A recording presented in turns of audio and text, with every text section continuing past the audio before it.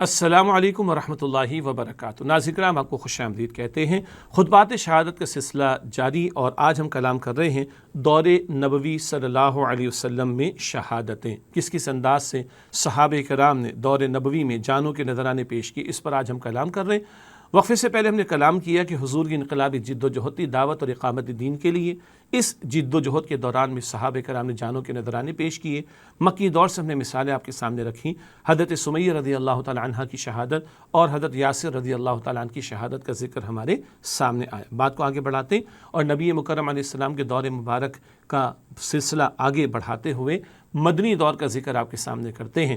چند ہی واقعات بیان ہو سکیں گے، ورنہ شہادتوں کو ایک تسلسل ہے جو دور نبوی میں 259 کی تعداد میں ہمیں دکھائی دیتا ہے۔ آئیے مدنی دور کی طرف چلتے ہیں، اور آپ اور ہم جانتے ہیں کہ مکی دور میں تو حکم تھا کفوا ایدیکم، سورہ نساء کی آیت نمبر 77، اپنے ہاتھوں کو باندھ کر رکھو۔ مکہ مکرمہ میں قرآن کی تلوار چلی، سبحان اللہ، قرآن کے ذریعے دعوت، قرآن کے ذریعے تبلیغ، قرآن کے ذریعے تربیت، قرآن پاک کے ذریعے تزکیہ، قرآن پاک کے ذریعے ایڈمونیشن، یاد دہانی، واعظ اور نصیحت، اور اللہ والوں کی جماعت کا تیار ہونا۔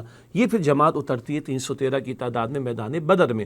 ہجرت کے سفر کے دوران میں قتال کی اجازت آتی ہے، اور ہجرت کے فوراً بعد مدنی دور میں سورۃ البقرہ کا نزول ہوتا ہے۔ قتال کے احکامات بھی عطا ہوتے ہیں، قتال کے پروٹوکولز بھی عطا ہوتے ہیں، قتال کے لیے آداب بھی اللہ تعالیٰ نے بیان فرما دیے، اور بدر کا میدان سجا۔ آپ اور ہم جانتے ہیں کہ پہلا باقاعدہ معرکہ ہے۔ ہاں، بدر سے پہلے 8 مہمات بھی، جن کا ذکر عام طور پر ہمارے نہیں ہوتا، اور یاد رکھیے گا اللہ کے رسول علیہ السلام نے ایک وقت صبر کیا ہے اللہ کے ہی حکم سے، اور جب جماعت تیار ہوئی اور قتال کی اجازت ملی تو اللہ کے رسول علیہ السلام نے آگے بڑھ کر جو تجارت چلتی تھی نا، رحلۃ الشتاء والصیف، سورہ قریش میں ہم پڑھتے ہیں نا، سردی گرمی کے سفر کرتے تھے، شام یمن کی طرف جاتے تھے، یہ لائف لائن تھی مکہ والوں کی، اس کو اللہ کے رسول نے انٹرسیپٹ کیا ہے، اور آپ نے دستوں کو روانہ کیا۔ 4 مہمات وہ تھیں جن میں آپ خود تشریف لے گئے، جن کو غزوات کہتے ہیں۔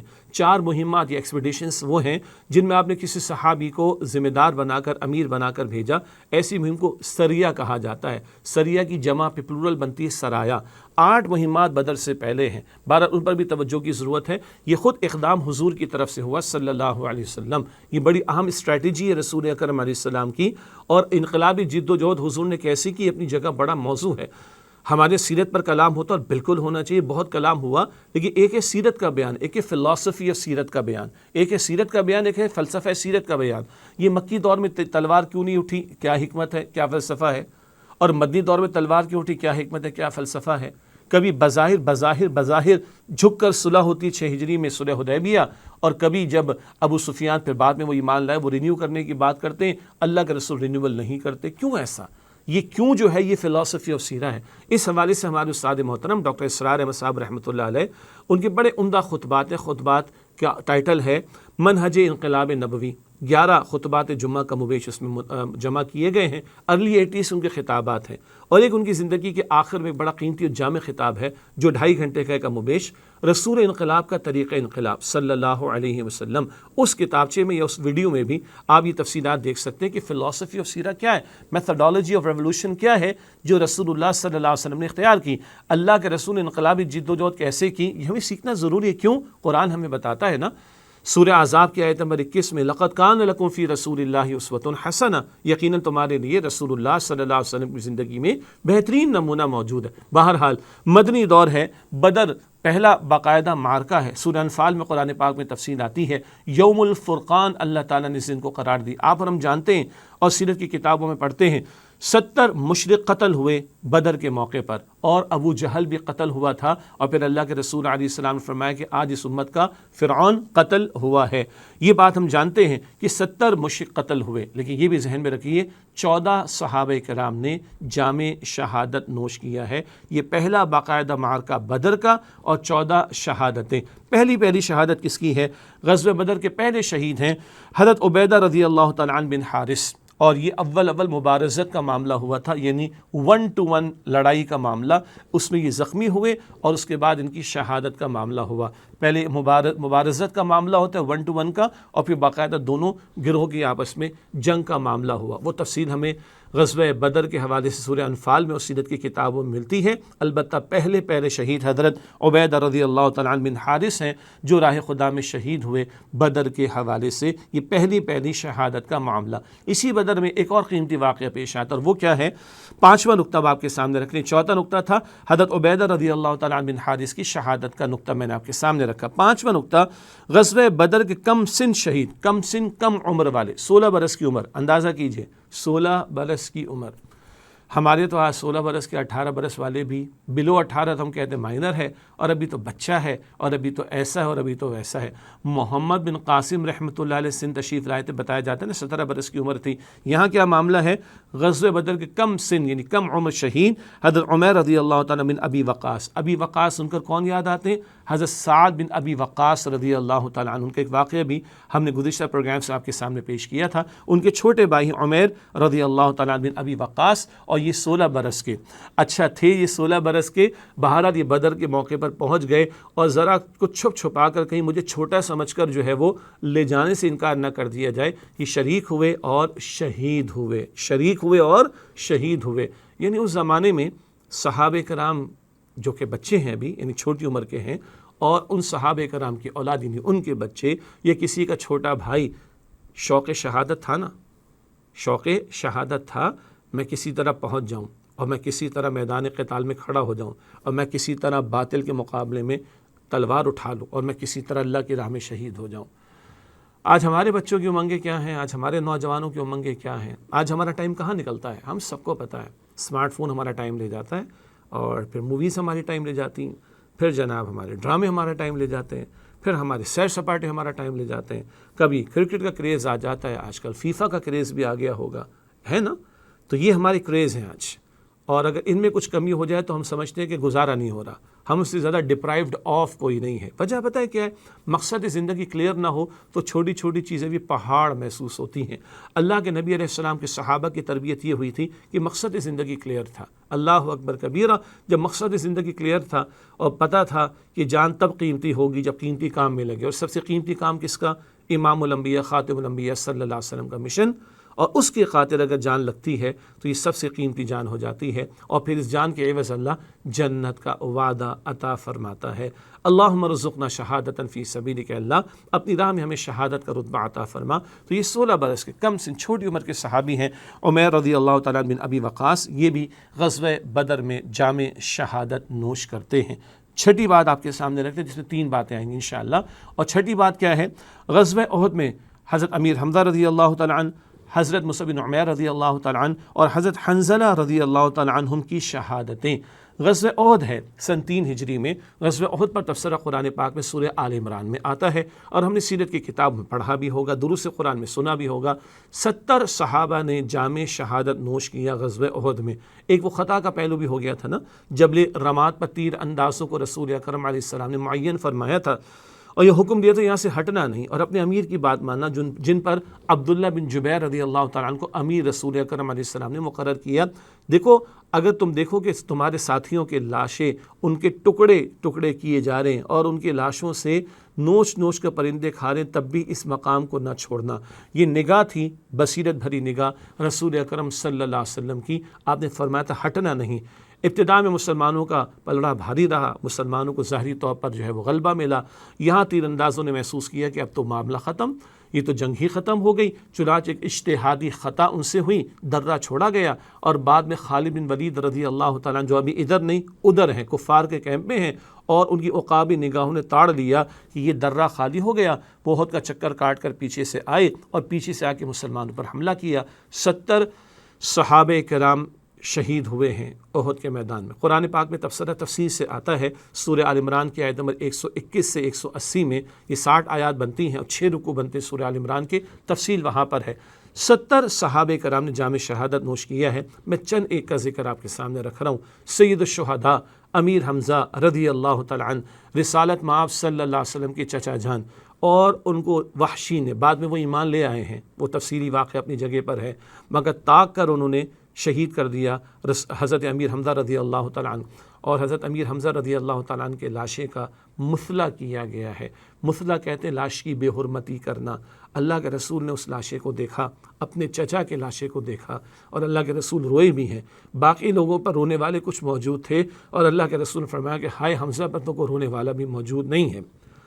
اللہ کے رسول مکرم علیہ السلام نے اس مبارک جد و جہد کے دوران میں اپنے قریبی پیارے ساتھیوں کے لاشیں دیکھے ہیں، جانیں قربان کی ہیں، اور سید الشہداء کا لقب اللہ کے رسول علیہ السلام نے حضرت امیر حمزہ رضی اللہ تعالیٰ عنہ کو عطا کیا، جن کی قبر مبارک غزوہ احد ہی کے میدان میں وہاں پر معین ہے جگہ، اور جہاں خود اللہ کے رسول بھی ہفتے میں ایک مرتبہ کم و بیش تشریف لے جاتے تھے اور دعائے خیر فرمایا کرتے تھے صلی اللہ علیہ وسلم۔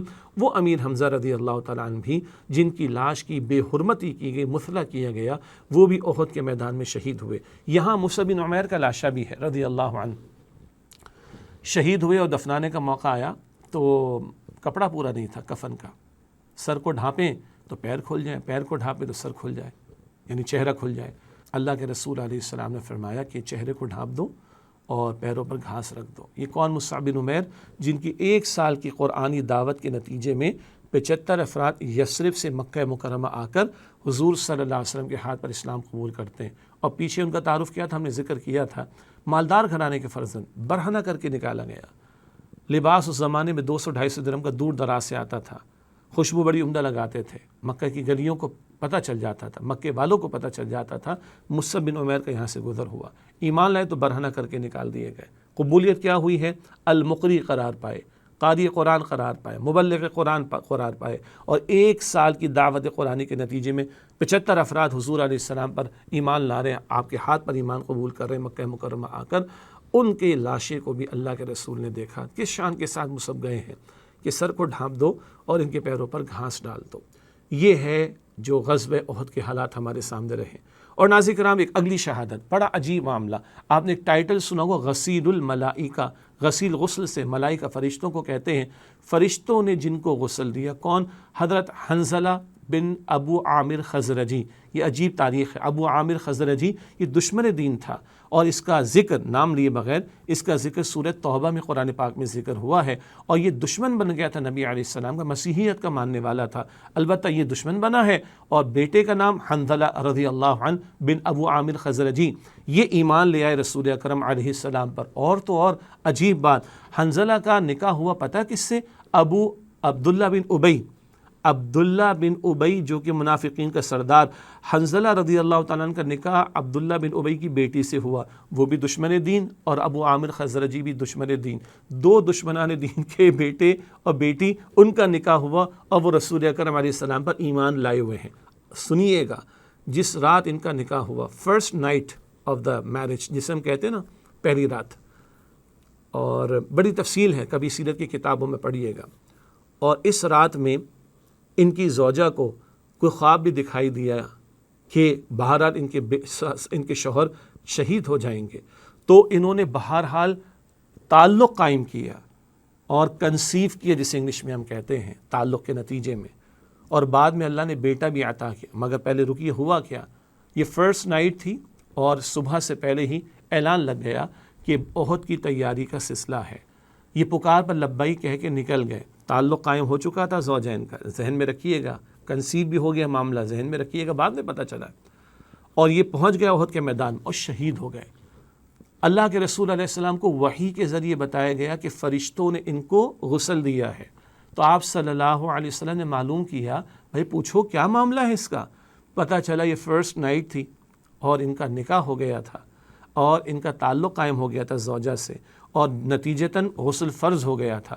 اتنا وقت نہیں تھا کہ غسل کرتے، تو یہ نکل پڑے اللہ کے راہ میں احد کے میدان کے لیے، اور شہید ہوئے، تو اللہ نے فرشتوں کو بھیجا ہے ان کو غسل دینے کے لیے، اور ان کا ٹائٹل مشہور ہوا غسیل الملائکہ۔ بہت توجہ سے سنیے گا۔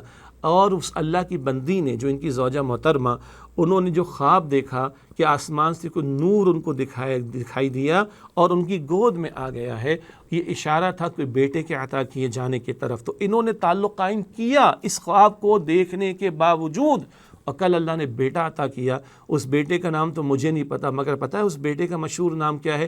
ابن شہید، ابن شہید، ابن شہید، شہید کا بیٹا، شہید کا بیٹا، شہید کا بیٹا، یہ غسیل الملائکہ حنظلہ رضی اللہ عنہ بن ابو عامر خزرجی، ان کو اللہ نے، وہ تو چلے گئے دنیا سے، ان کی زوجہ کو جو بیٹا دیا اس بیٹے کا نام مشہور ہو گیا ابن شہید۔ ناظرین کرام، یہ شہادتیں ہیں اور یہ شہادتوں کا تسلسل ہے اور یہ شہادتوں کی شان ہے اور یہ بڑے عجیب واقعات ہیں جو ہمیں دور نبوی میں دکھائی دیتے ہیں صلی اللہ علیہ وسلم۔ انہی صحابہ کرام کے بارے میں اللہ فرماتا ہے رضی اللہ عنہم ورضوا عنہ، اللہ تعالیٰ ان سے راضی ہو گیا اور وہ اللہ سے راضی ہو گئے۔ اللہ نبی مکرم علیہ السلام کے اصحاب پر کروڑہ کروڑ رحمتیں نازل فرمائے۔ ایک وقفہ لیتے ہیں ناظرین کرام، اس کے بعد سلسلہ جاری رہے گا۔ ملاقات کرتے اس وقفے کے بعد۔ السلام علیکم ورحمۃ اللہ وبرکاتہ۔ السلام علیکم ورحمۃ اللہ وبرکاتہ۔ ناظرین کرام، خوش آمدید کہتے ہیں آپ کو۔ خطبات شہادت کا سلسلہ جاری۔ آج ہم کلام کر رہے ہیں دور نبوی میں صلی اللہ علیہ وسلم شہادتیں، صحابہ کرام نے کس کس طرح اللہ کی راہ میں جانوں کے نذرانے پیش کیے۔ مکی دور کا ذکر آیا، حضرت سمیہ، حضرت یاسر رضی اللہ تعالیٰ عنہما کی شہادتیں۔ بدر کا ذکر آیا، پہلے شہید ان کا تذکر آیا، عبیدہ رضی اللہ تعالیٰ بن حارث، کم سن صحابی یعنی حضرت عمیر رضی اللہ تعالیٰ بن ابی وقاص، 16 برس کی عمر، بدر میں جام شہادت نوش کیا۔ 70 صحابہ کرام کی شہادتیں احد کے میدان میں۔ سید الشہداء امیر حمزہ رضی اللہ تعالیٰ عنہ کی شہادت، اسی طرح المقری حضرت مصعب بن عمیر رضی اللہ تعالیٰ عنہ کی شہادت، اور غسیل الملائکہ حضرت حنظلہ بن ابو عامر خزرجی رضی اللہ عنہ، ان کی شہادت کا ذکر یہ وقفے سے پہلے ہمارے سامنے آیا۔ یہ سلسلہ رکا نہیں اور یہ سلسلہ دور نبوی میں مزید آگے بڑھتا رہا ہے۔ آگے اور غزوات بھی پیش آئے ہیں اور فتح مکہ کا معاملہ بھی ہے، غزوہ تبوک کا موقع بھی ہے۔ ہاں، غزوہ تبوک میں فتح مکہ کے موقع پر باقاعدہ جنگ کی نوبت پیش نہیں آئی، مگر اس کے علاوہ بھی غزوات اور سرایا ہیں۔ غزوات وہ مہمات جس میں اللہ کے رسول خود موجود تھے، صلی اللہ علیہ وسلم لیڈ فرماتے تھے، اور سرایا وہ مہمات جن میں اللہ کے رسول علیہ السلام کسی صحابی رضی اللہ تعالیٰ عنہ کو ذمہ دار بنا کر بھیجتے۔ نوٹ کیجئے گا، دور نبوی میں 83 یا اس سے کم و بیش کچھ زائد ہمیں ایکسپیڈیشنز ملتی ہیں۔ 83 سے زیادہ غزوات اور سرایا کا ذکر ملتا ہے، جن میں کم و بیش 259 صحابہ کرام نے جانوں کے نذرانے پیش کیے۔ آئیے دو واقعات اور آپ کے سامنے رکھتے ہیں اور عجیب شان وہاں پر ہمارے سامنے آتی ہے۔ سن 4 ہجری کا واقعہ ہے اور یہ واقعہ مشہور بئر معونہ کا واقعہ، جہاں 70 قاری صحابہ کرام کی شہادتیں ہوئی رضی اللہ تعالی عنہم اجمعین۔ اچھا، قاری اس معنی میں بھی کہ قرآن کی صرف تلاوت نہ کرتے، قرآن پیش بھی کرتے، قرآن کی تبلیغ کرتے، قرآن کو سمجھاتے۔ حضرت مصعب بن عمیر رضی اللہ تعالیٰ عنہ کہاں تشریف لے گئے تھے؟ یثرب چلے گئے تھے، اور کیا مشہور ہو گیا تھا ان کا ٹائٹل؟ المقری۔ وہ قرآن کی دعوت دینے کو گئے تھے، قرآن کی تبلیغ کرنے کو گئے تھے، قرآن سمجھانے کو گئے تھے، قرآن پیش کرنے کو گئے تھے، مگر ٹائٹل کیا مشہور ہوا؟ المقری۔ ہمارے قاری فقط اس کو کہتے ہیں قرآن پڑھتا ہو، اچھی بات ہے، لیکن وہاں ٹائٹل المقری، قرآن کو بیان کرنے والے، قرآن کی دعوت دینے والے، قرآن کی تبلیغ کرنے والے، قرآن کو الیبریٹ کرنے والے، قرآن کی طرف بلانے والے۔ یہاں نوٹ کیجئے گا، 4 ہجری ہے، بئر معونہ کا واقعہ پیش آئے۔ ایک علاقے سے ریکویسٹ آئی رسول اکرم علیہ السلام کے پاس کہ آپ ہمارے پاس کسی کو بھیجیے قرآن پڑھانے کے لیے۔ تو اللہ کے رسول علیہ السلام نے صحابہ کرام کی جماعت کو بھیجا، اور وہاں دشمنان دین تھے جنہوں نے دھوکے سے بلایا تھا معاذ اللہ۔ اور جب یہ 70 قاری صحابہ کرام وہاں پر پہنچے ہیں تو ان کو شہید کیا گیا، مجبوراً کہنا پڑتا ہے، بڑا ظلم کرتے ہوئے، بڑا ستم کرتے ہوئے، بڑی بے دردی کے ساتھ شہید کیا۔ تو ناظرین کرام غور کیجئے گا، اللہ کے دین کی دعوت پیش کرنے کے دوران میں، اللہ کے دین کی تبلیغ کرنے کے دوران میں، جس کو ہم بار بار سمجھ رہے ہیں، فریضہ شہادت کو انجام دینا، اس میں دعوت کا کام، تبلیغ کا کام، تذکیر کا کام بھی شامل، دین کو پیش کرنے کا کام بھی شامل، اینڈ سو آن۔ اس دعوت دین اور تبلیغ دین کے دوران یہ 70 صحابہ تشریف لے گئے ہیں، اور قاری ہیں، یہ قرآن کے بیان کرنے والے ہیں، قرآن کے سکھانے والے ہیں، اور یہ 70 کی تعداد میں شہید کیے گئے۔ یہ خاص واقعہ ہے۔ اس کے بعد اللہ کے نبی علیہ السلام نے اقدام بھی فرمائے ان لوگوں کے خلاف۔ البتہ ذہن میں رکھیے کہ اللہ کے پیارے پیغمبر علیہ السلام نے دعوت دین کے لیے 70 صحابہ کرام کو بھیجا، اور ان 70 صحابہ کرام کو جو کہ قاری تھے، ان کو شہید کیا گیا۔ یہ ایک عجیب واقعہ دور نبوی میں ہمارے سامنے آتا ہے صلی اللہ علیہ وآلہ وسلم۔ 8ویں بات آپ کے سامنے رکھیں گے، اور یہ 8 ہجری ہی کا واقعہ، اتفاق سے 8واں نقطہ ہماری گفتگو کا، اور یہ 8 ہجری کا واقعہ ہے۔ جنگ موتا بڑی مشہور ہے، اور جنگ موتا میں حضرت جعفر طیار رضی اللہ تعالیٰ عنہ کی شہادت۔ حضرت جعفر کو طیار کیوں کہتے ہیں؟ یہ بات ابھی آگے چل کر آئے گی. بعض غلطی میں جعفر بن تیار کہہ دیتے، یہ بات درست نہیں ہے. تیار ان کا ایک لقب ہے، کیوں ہے وہ بھی آگے ذکر آ جائے گا انشاءاللہ تعالی. یہ جنگ موتا کا معاملہ ہو رہا ہے 8 ہجری میں، اور 3000 صحابہ کرام تشریف لے گئے ہیں، اور سامنے 2 لاکھ رومیوں کا لشکر ہے. 2 لاکھ رومیوں کا لشکر ہے. یہاں یکے بعد دیگرے صحابہ شہید ہوئے ہیں. حضرت زید ہیں، حضرت عبداللہ بن رواحہ ہیں، حضرت جعفر تیار ہے رضی اللہ تعالی عنہ اجمعین. حضور نے معین کیا تھا اگر یہ شہید ہو جائیں تو یہ تمہارے ذمہ دار، یہ شہید ہو جائیں تو یہ تمہارے امیر، اور تینوں شہید ہو گئے. اس کے بعد پھر حضرت خالد بن ولید رضی اللہ تعالی عنہ ان کے پاس ذمہ داری آئی، اور انہوں نے جس طرح منور کیا ہے 3000 کے لشکر کو، ہیبت طاری ہو گئی رومیوں کے اوپر، اور کس طرح وہ 3000 کے لشکر کو نکال لائے ہیں 2 لاکھ رومیوں کے درمیان میں سے. یہ ایک الگ شان ہے. تبھی خالد کیا قرار پائے؟ سیف من سیوف اللہ، اللہ کی تلواروں میں سے ایک تلوار قرار پائے. اچھا آپ نے نوٹ کیا احد کا میدان سجا تو وہ کس کی عقابی نگاہوں نے دیکھ لیا تھا کہ یہ درہ خالی ہو گیا، وہ پلٹ کر آئے اور پیچھے سے مسلمانوں پر حملہ کیا. اس وقت یہی خالد بن ولید تھے. کہاں؟ کفار کے کیمپ میں. آج ہی جنگ موتا میں ہیں اور 3000 کے لشکر کو منورنگ کرتے کرتے 2 لاکھ رومیوں کے نرغے سے نکال کر لائے ہیں، اور کئی تلواریں توڑی ہیں خالد بن ولید نے رضی اللہ تعالی عنہ. کئی تلواریں توڑی ہیں، اور ان کو کہا جا رہا ہے اللہ کے رسول علیہ السلام کی طرف سے سیف من سیوف اللہ، یہ خالد کیا ہے؟ اللہ کی تلواروں میں سے ایک تلوار ہے. نقطہ سمجھنے کا یہ ہے کل تک کوئی ادھر تھا اور آج ادھر ہے. یہ اللہ تعالیٰ کی شان ہے، جس کو چاہے ہدایت عطا فرما دے. اور ایک اور بات، اللہ کے رسول علیہ السلام نے کبھی فرمایا خیارکم فی الجاہلیت خیارکم فی الاسلام، تم میں سے لوگ جاہلیت میں کسی معاملے میں بہترین تھے اسکلز کے اعتبار سے اور کسی معاملے کے اعتبار سے، خیارکم فی الاسلام، اسلام میں آ کر وہ بہترین ہو گئے. ادھر خالد کفار کے کیمپ میں تھے، مسلمانوں کے ساتھ ایک حادثہ پیش آ گیا، مسلمانوں کا بھاری نقصان ہو گیا. آج خالد ادھر ہیں، ایمان کا بیج ان کے دل میں پڑ گیا ہے اور وہ مسلمانوں کے ساتھ کھڑے ہیں. تو 2 لاکھ رومیوں کے نرغے سے یہ 3000 کے لشکر کو لے آئے ہیں، اور پورے عرب کے اندر دھاک بیٹھ گئی مسلمانوں کی، اور سبکی ہو گئی، ذلت ہو گئی کہ 2 لاکھ رومی مل کر 3000 کے لشکر کا خاتمہ نہ کر سکے. یہ تھوڑا سا میں نے تفصیل آپ کے سامنے رکھی. یہاں کیا ہوا؟ جعفر رضی اللہ تعالی عنہ ان کے ہاتھ میں علم تھا، اور 70-80 بلکہ بعض نے لکھا 90 زخم تلواروں کے اور نیزوں کے اور تیروں کے ان کے جسم پر. ان کا ایک ہاتھ شہید ہوا ہے، کٹا ہے، تو دوسرے ہاتھ سے پرچم کو انہوں نے تھام لیا، اور دوسرا بھی شہید ہوا تو اپنے منہ سے اور اپنے جسم سے لگا کر اس کو تھاما ہے، اور کئی زخم ان کو لگے ہیں. اس کے بعد وہ شہید ہوتے ہیں.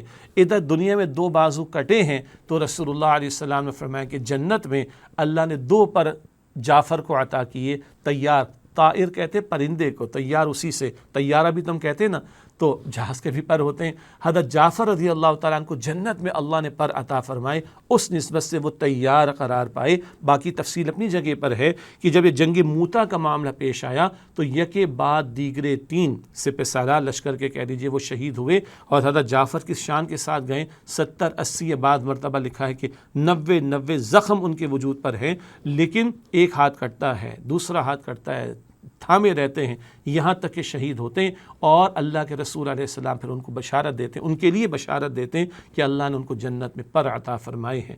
یہ مختلف انداز کی شہادتیں ہیں. مکی دور میں بھی ہم دیکھتے ہیں دعوت کا میدان سجتا ہے، مدری دور میں بھی دیکھتے ہیں بدر میں تلوار سے ٹکراتی، احد میں تلوار سے ٹکراتی ہے. ہم بئر معونہ کا واقعہ دیکھتے ہیں کہ دعوت کے لیے بلایا جاتا ہے اور جو ہے وہ دھوکہ دے کر شہید کیا جاتا ہے. اور ہم 2 لاکھ کے نرغے میں 3000 مسلمانوں کو دیکھتے ہیں جن کے 3 سپہ سالار جو ہیں وہ یکے بعد دیگرے شہید ہوتے چلے جاتے ہیں. ایسے بہت سارے واقعات یقیناً آپ کے ذہن میں آ رہے ہوں گے، وقت کی کمی ہے اس لیے ہم نے چند واقعات آپ کے سامنے رکھے. تسلسل کیا ہے کہ دور نبوی میں شہادتیں جو پیش آئی ہیں، اس فریضہ شہادت کو ادا کرنے کے لیے ہم نے شروع سے سمجھا کہ شہادت کی تاریخ کتنی پرانی، فریضہ شہادت کی تاریخ کتنی پرانی، جتنا انسان کی تاریخ پرانی ہے، جتنا نبوت کی تاریخ پرانی، جتنا خلافت کی تاریخ پرانی، اتنا ہی فریضہ شہادت کی تاریخ پرانی ہے. اور دور نبوی میں دعوت دین کے لیے، اقامت دین کی جد و جہد کے لیے جو محنتیں ہوئیں، اس دوران میں بھی جانوں کے نذرانے پیش ہوئے، مکی دور میں بھی پیش ہوئے، مدنی دور میں بھی پیش ہوئے، اور تسلسل کے ساتھ یہ پیش ہوتے رہے. ہاں آج کا سبق کیا ہے؟ نبی اور آخری بات آپ کے سامنے رکھنا چاہیں گے. آج کا سبق یہ ہے کہ جب ہم اللہ کے نبی علیہ السلام سے محبت کا اظہار کرتے ہیں تو دیکھیے صحابہ کرام نے بھی محبت کا اظہار کیا، مگر ان کی محبت کے اظہار میں فقط دعوے اور نعرے نہیں تھے، اس محبت کے اظہار میں عمل کا ثبوت بھی تھا. اللہ کے رسول علیہ السلام کی حدیث ہے جامع ترمذی میں، آپ نے فرمایا کہ من احب سنتی فقط احبنی ومن احبنی کان معی فی الجنہ. جس نے میری سنت سے محبت کی یقیناً اس نے مجھ سے محبت کی، اور جس نے مجھ سے محبت کی وہ میرے ساتھ جنت میں ہوگا.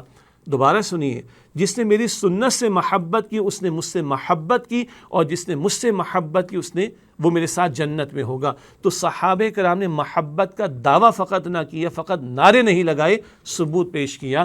اللہ کے نبی علیہ السلام کے مشن کو لے کر سارے عالم میں پھیل گئے. اللہ کے نبی علیہ السلام کے مشن کے دوران میں مال بھی خرچ کیا، اوقات کو بھی لگایا، صلاحیتوں کو بھی لگایا، اولاد کو بھی پیش کیا، حتیٰ کہ جانوں کے نذرانے بھی پیش کر دیے.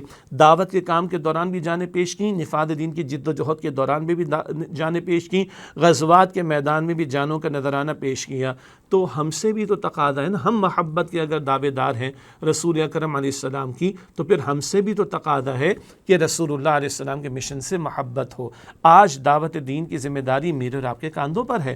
قرآن پاک ہمیں بتاتا ہے سورہ آل عمران آیت نمبر 110 میں، کنتم خیر امۃ اخرجت للناس، تم بہترین امت تمہیں انسانوں کے لیے برپا کیا گیا، تأمرون بالمعروف وتنہون عن المنکر، تم معروف کا حکم دو گے، منکر سے روکو گے.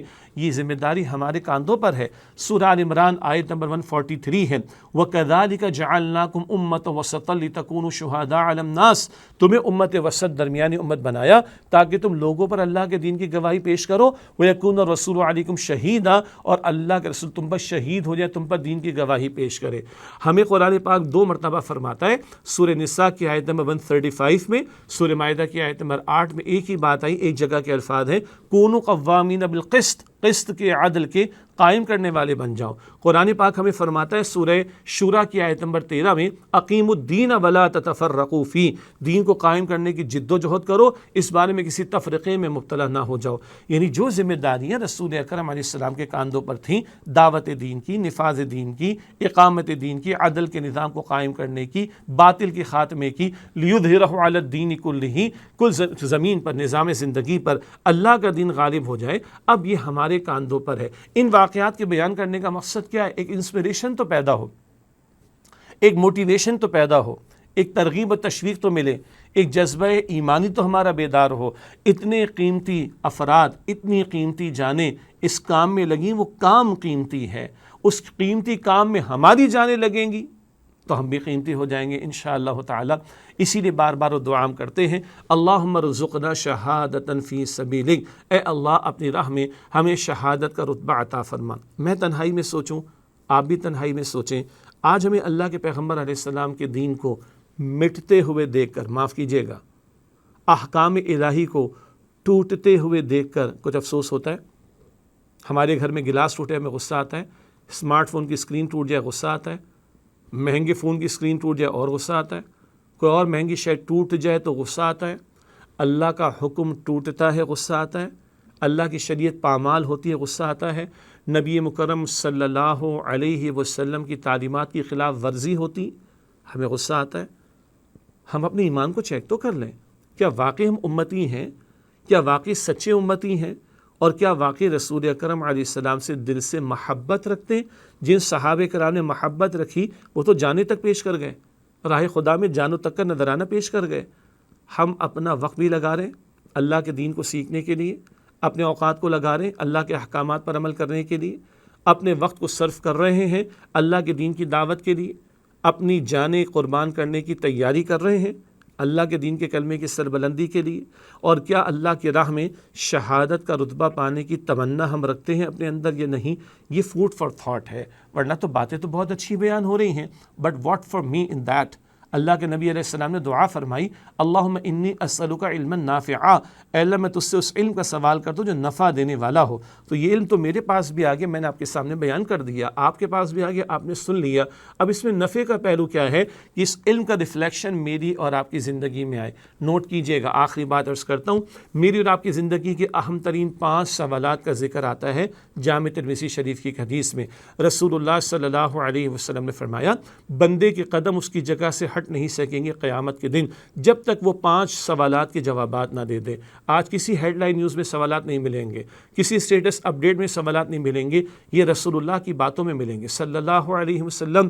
بندے کے قدم اس کی جگہ سے ہٹ نہیں سکیں گے جب تک کہ وہ 5 سوالات کے جوابات قیامت کے دن پیش نہ کر دے۔ بتاؤ زندگی کہاں لگائی؟ نمبر 2 جوانی کہاں کھپائی؟ نمبر 3 مال کہاں سے کمایا؟ نمبر 4 مال کہاں خرچ کیا؟ اور نمبر 5 جو علم حاصل کیا اس پر کتنا عمل کیا؟ اتنا علم تو آ رہا ہے ہمارے پاس، اب بحثیں کوئی ہم سے کروا لے دین کے معاملے میں، مگر کیا یہ علم ٹرانسلیٹ ہو رہا ہے، ریفلیکٹ ہو رہا ہے ہمارے ایکشن میں؟ کیا یہ علم دکھائی دے رہا ہے ہمارے عمل میں؟ اس کی ہمیں جستجو بھی کرنی ہے اور اس کا جواب بھی تلاش کرنا ہے۔ اللہ اپنے دین کی خدمت کے لیے اور اپنے دین کی دعوت اور نفاذ دین کی جد و جہد کے لیے ہم سب کو قبول فرمائے اور ہمیں ہماری جان، مال، وقت، اوقات، صلاحیت لگانے کی توفیق عطا فرمائے، آمین یا رب العالمین۔ وآخر دعوانا ان الحمد للہ رب العالمین، والسلام علیکم ورحمۃ اللہ۔ الحمد للہ رب العالمین والصلاة والسلام علی سید الانبیاء والمرسلین، اما بعد، اعوذ باللہ من الشیطان الرجیم، بسم اللہ الرحمن الرحیم۔ هو الذي أرسل رسوله بالهدى ودين الحق ليظهره على الدين كله ولو كره المشركون، وقال الله تبارك وتعالى وربك فكبر، صدق الله العظيم۔ اللهم صل على محمد وعلى آل محمد وبارك وسلم۔ رب اشرح لي صدري ويسر لي أمري واحلل عقدة من لساني يفقهوا قولي واجعل لي وزيرا من أهلي، آمين يا رب العالمين۔ ناظرین کرام السلام علیکم ورحمۃ اللہ وبرکاتہ۔ امید آپ خیریت سے ہوں گے اور ہماری دعا ہے کہ آپ جہاں کہیں بھی ہوں اللہ تعالیٰ آپ سب کو اور ہم سب کو اپنے حفظ و امان میں رکھے، عافیت اور سلامتی سے نوازے۔ اللہ تعالیٰ کی توفیق سے خطبات شہادت سیریز کے ضمن میں ہم اور آپ سمجھنے کی کوشش کر رہے ہیں کہ شہادت کا مفہوم کیا ہے، فریضہ شہادت کیا ہے، انبیاء علیہم السلام نے اس فریضے کو کس طرح انجام دینے کی محنت کی، اور امام الانبیاء، خاتم الانبیاء، سید المرسلین والآخرین صلی اللہ علیہ وسلم نے کس انداز سے اس محنت کو ہمارے سامنے رکھا، اس جد و جہد کو ہمارے سامنے رکھا۔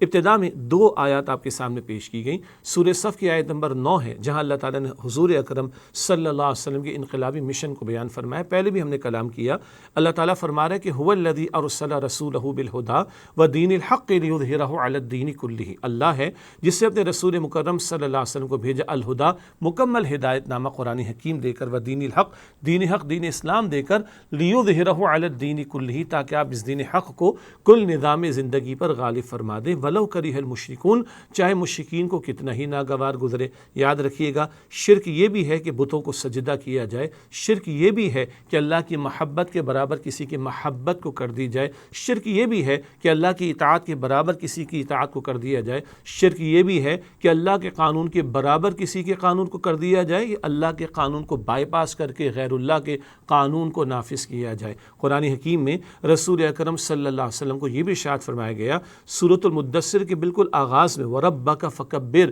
اور اپنے رب کی بڑائی کا بول بالا کیجئے۔ اللہ تعالیٰ نے رسول اکرم علیہ السلام کو انقلابی مشن عطا کیا، محض اللہ اکبر کہنا کافی نہیں، اللہ کی بڑائی کا نفاذ، اس کی جد و جہد، یہ رسول اکرم صلی اللہ علیہ وسلم کا مشن تھا۔ وہ جو بڑے پیارے اشعار ہے نا، فرمایا کہ یا وسعت افلاک میں تکبیر مسلسل، یا خاک کی آغوش میں تسبیح و مناجات، وہ مذہب مردان خدا گاہ و خدا مست، یہ مذہب ملا و جمادات و نباتات۔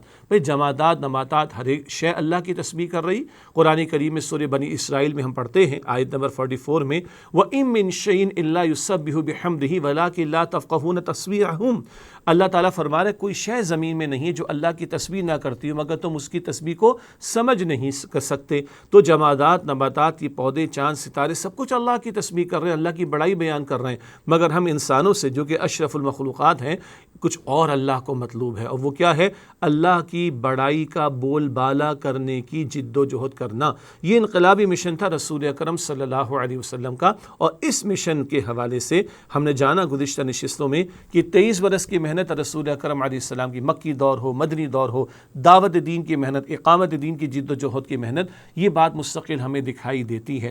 آج ہم یہ جانیں گے انشاءاللہ تعالی کہ دور نبوی میں صلی اللہ علیہ وسلم یہ فریضہ شہادت کو انجام دینا، دعوت دین کی ذمہ داری انجام دینا، اقامت دین کی جد و جہد کرنا، نفاذ دین کی اسٹرگل کرنا، اس محنت کے دوران میں، اس انقلابی جد و جہد کے دوران میں کس کس انداز سے دور نبوی میں صلی اللہ علیہ وسلم شہادتیں پیش کی گئیں۔ یاد رکھیے گا، کل 259 صحابہ کرام نے دور نبوی میں جانوں کے نذرانے پیش کیے، بتمام و کمال گویا کہ انہوں نے شہادت کے فریضے کو انجام دیا۔ ہم سمجھتے آئے ہیں یہ گواہی دینا اللہ کے دین کی، اپنے قول سے، اپنے کردار سے، اجتماعی جد و جہد کے ذریعے یہ گواہی دینا تو پوری امت کی ذمہ داری ہے۔ یہ باتیں آئندہ بھی ہم جانیں گے انشاءاللہ اور تفصیل سے آپ کے سامنے رکھیں گے۔ البتہ یہ دین کی گواہی پیش کرنے کے دوران میں جو جان تک کا نذرانہ پیش کر دے وہ بتمام و کمال شہید قرار پاتا ہے، جان کا نذرانہ پیش کر دینا۔ آئیے بات کو آگے بڑھاتے ہیں۔ فریضہ شہادت کی ادائیگی میں جانوں کے نذرانے دور نبوی میں، مکی دور میں بھی جانیں پیش ہوئی ہیں، جبکہ قتال کا مرحلہ نہیں آیا تھا، لیکن مکی دور میں بھی جانیں پیش ہوئی ہیں اور مدنی دور میں بھی جانیں پیش ہوئی ہیں۔ غزوات کا سلسلہ بھی ہمارے سامنے آتا ہے، انشاءاللہ چند مثالیں آپ کے سامنے رکھیں گے۔ تو فریضہ شہادت کی ادائیگی میں جانوں کے نذرانے یہ ہم نبی اکرم علیہ السلام کے دور میں دیکھتے ہیں، اور غور کیجئے گا قرآن حکیم یہ بھی بتاتا ہے کہ ہماری تو جانیں اور مال ان کا سودا اللہ تعالیٰ نے کر لیا۔ بڑا پیارا انداز ہے قرآن کریم میں، سورہ توبہ کی آیت نمبر 111، سورہ توبہ کی آیت نمبر 111 میں اللہ تعالیٰ نے فرمایا ان اللہ اشتری من المؤمنین انفسہم واموالہم بان لہم الجنہ، بے شک اللہ تعالیٰ نے ایمان والوں سے ان کی جانوں اور مالوں کا سودا کر لیا، اس کے عوض ان کے لیے جنت ہے۔ یاد رہے سودے کی ضرورت ہمیں ہوتی ہے، سیلنگ پرچیزنگ یہ ہمارا مسئلہ ہے، نیڈس یہ ہمارا مسئلہ ہے۔ اللہ تعالیٰ کی کوئی نیڈ نہیں ہے، اللہ تعالیٰ بے نیاز ہے، وہ الصمد ہے، سب اس کے محتاج ہیں، وہ کسی کا محتاج نہیں۔ یہ تو ہماری ترغیب کے لیے، تشویق کے لیے، انسپریشن کے لیے اللہ تعالیٰ نے انداز قرآن کریم میں کئی مرتبہ اختیار کیا، ہمیں موٹیویٹ کرنے کے لیے، انسپریشن دینے کے لیے کہ یہ جان و مال جو اللہ ہی نے ہمیں مال و جان دی ہے، اللہ ہی نے یہ جان ہمارے حوالے کی، مال ہمارے حوالے کیا، یہ اللہ کی امانت ہے، مگر اس کو جب اللہ کی خاطر اس کے دین کی سربلندی کے لیے لگائیں تو اللہ کہتا ہے یہ میں تمہیں جنت عطا کروں گا، ہمیشہ کی زندگی اور ہمیشہ کی نعمت جنت میں عطا کروں گا۔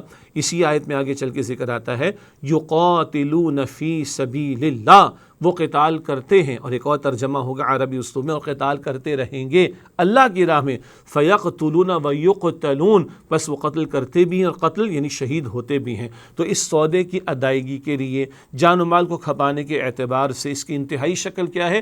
جان تک کا نذرانہ اللہ تعالیٰ کی راہ میں پیش کر دینا، اور یہ جانوں کے نذرانے یہ رسول اکرم صلی اللہ علیہ وسلم کے دور میں بھی ہمیں دکھائی دیتے ہیں۔ غور کیجئے انبیاء علیہم السلام کے بعد مقدس ترین جماعت کون سی ہے؟ صحابہ کرام کی رضی اللہ تعالیٰ عنہ اجمعین، کہ جس کی تربیت خود قرآن کریم کے ذریعے رسول اللہ علیہ الصلوۃ والسلام نے فرمائی۔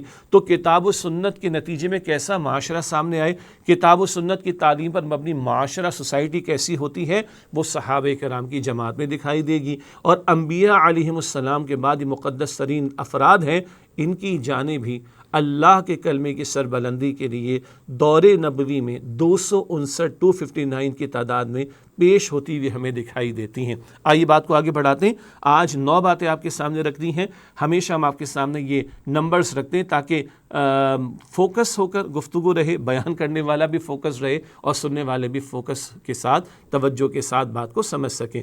پہلی بات ہم نے کیا جانی؟